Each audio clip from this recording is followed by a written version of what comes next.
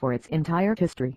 One of the New York Times' main goals is to bring its readers to the front lines. Now it has a new means to achieve this goal. After an October announcement of a partnership with Google to produce virtual reality VR films, the New York Times has launched its new VR app, appropriately titled NYTVR, on Thursday.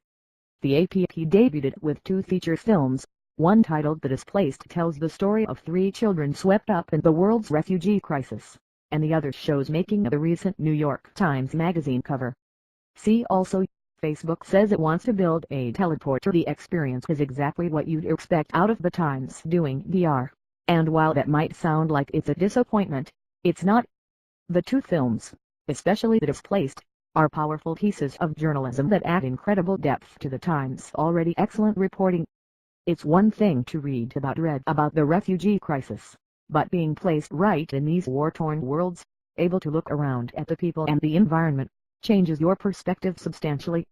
Similarly, it's easy to admire the cover of the Times Magazine Walking New York cover, but seeing the artist photograph from a helicopter above Manhattan will blow your mind. Where VR is often gimmicky, the Times take is powerful.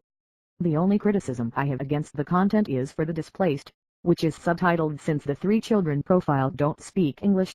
The subtitles appear on the screen in multiple places, but they're still easy to miss if you're looking. I found them somewhat difficult to read, but one of my colleagues didn't, so your mileage may vary. Otherwise, it's somewhat difficult to imagine who specifically NYTVR is for. While it's a pretty fantastic experience, it's much more involved than simply reading a story or watching the news on TV passively. These are minor quibbles though, in what is otherwise an excellent app. The mission of the Times is to bring its readers to the story, not just report on it from a distance. With VR, the Times has taken a huge leap ahead in doing so.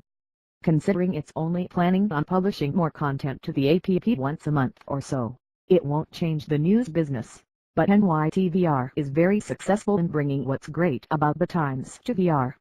Have something to add to this story? Share it in the comments.